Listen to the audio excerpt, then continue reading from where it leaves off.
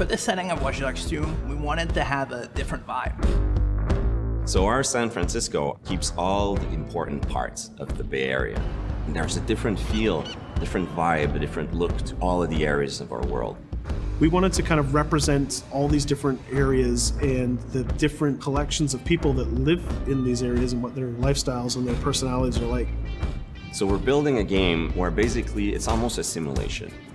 You're in that world, and if you stop moving and you look around, you feel the world is alive, right? This is the promise of what an open world game is. We broke the feeling that the world is centered on you, the player. So characters shouldn't only react to you, they should react to each other. You know, maybe people start fights. Maybe someone calls the cops on someone else than you. Maybe a dog barks after someone else and chases him down the street. You need to feel as if this city is alive, even if you do nothing. And then if you start doing things, if you start playing in the world, the city should react to what you're doing. It should feel normal. It should surprise you also in how it reacts. We were really interested in the city itself. It almost feels like the Wild West of technology. And how couldn't you set something in the Wild West of technology? It's a world that has a lot of potential for gameplay. I mean, if you're a hacker and you go in Silicon Valley, The player create his own solutions. we're adding a lot more depth to hacking. So you have a lot more control, a lot more flexibility in how you hack the world. So one big category of hacking in Watch Dogs 2 is the entire branch of pushing remote controls to its limit. One of the big things on Watch Dogs is hacking vehicles. I think this is a real game changer because vehicles are everywhere in the world, and if you can hack into the drive system of a car, you can pretty much drive it wherever you want. So making sure if you see a forklift in the world, it shouldn't be a forklift. You can just like move the box up, down. You should, just like a camera, press a button and become that thing. One of the core things that we're doing is we're opening up the game with Watch Dogs 2. You can hack every character. You can hack every car in the game. And you can hack most of the electronics within the city. So that's a lot of potential targets for hacking. And that's not even counting your own tools. Well, in Watch Dogs 2, we brought in a lot more toys and things to play with because we wanted to embrace the maker culture. DedSec have these really interesting, intricate guns. They're built on a 3D printer. Basically the cutting edge technology of 3D printing, which is actually building it with metal. He's also got this really cool taser. So if you want to play the game completely non-lethal and not actually kill anybody, you can totally do that. We're playing with a lot more crafted items and a lot more of little devices that you can use. One of the things that people kind of like that we've done, they really like what we've done, is we've created toys for Marcus. He has an RC jumper. It's got little wheels, and it's even got this little robotic arm that he can sort of deploy, and he can interact with things. He can unplug things and replug them and take out screws. It's a neat little toy. And then the other gadget he's got is this quadcopter. And it's more about scouting and being the eye in the sky. First person view on it is incredible because you're just zipping through the city. It feels like you're flying. Well, you are flying. Another branch, which is kind of connected to it, is the concept of manipulating people. In Watch Dogs 1, you could only hack the people that were marked as potential target. Now, you can target the person you want, and you can hack them in multiple ways. For example, I could hack one person and distract them, have their phone ringing so they look at their phone to create a distraction. Later on in the game, you'll also be able to do things we call mass hacking, which is, well, why only hack one if you could hack them all? There's one thing that I really believe about Watch Dogs players is that there is no Watch Dogs player. There are many types of Watch Dogs players. You should be deciding how you want to play the game. So that means you can play a mission full gun blazing, that's the way you like to play, full stealth, or through hacking only, project yourself in computers, take control of electronics, influence people, and try to get to your goal that way.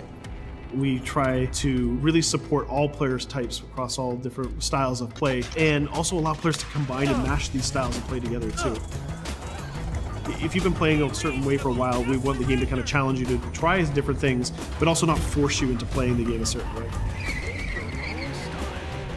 We work to improve the driving, make it more accessible while keeping all the different styles of vehicles and adding a lot of physics and feel to all the vehicles. So we keep the depth but have more accessibility. The team is super happy with the result we've had, and I hope gamers will be just as excited.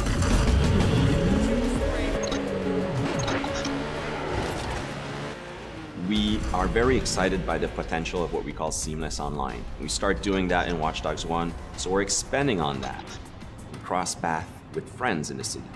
So you playing in single player and you're crossing path with another player who's also playing in single player. Both of you are members of DedSec, so you're friends, and you can just walk up to each other, you'll say hello, hit the button, and form a co-op team.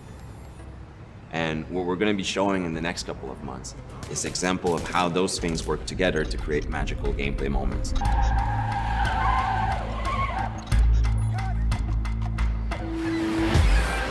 The city of San Francisco and the whole Bay Area is exciting. It's vast. You're going to find a ton of things to do that are unique to you. Basically build your own moments. Create a situation that you start laughing at and you say, wow, this happened, and you want to share it with friends. You don't want to just be like a roller coaster or a theme park ride where I go through all the same beats as everybody else. You decide what you want to be spending your time doing. That can be multiplayer, that can be focusing on stories, that can be just exploring the world. Whichever activity you do, we're going to make sure you get rewarded to get you closer to the end game. That's kind of the promise we're making to gamers.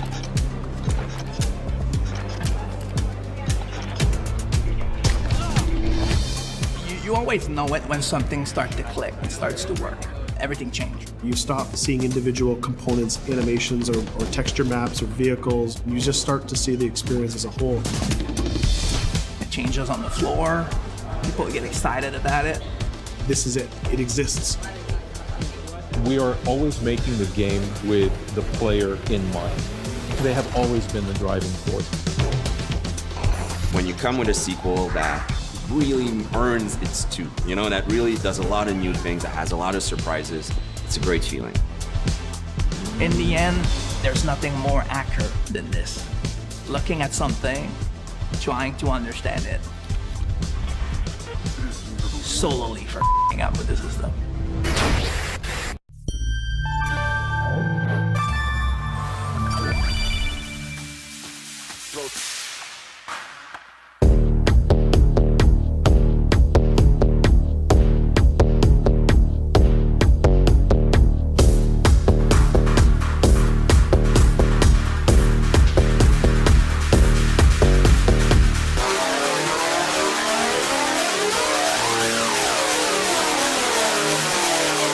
Back to you.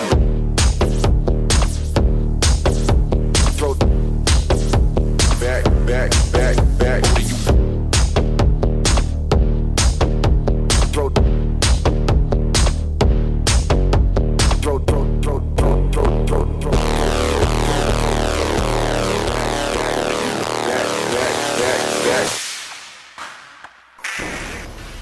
Want more info about Marcus? Check out our website. Subscribe to our YouTube channel and be the first to see new trailers and behind-the-scenes action.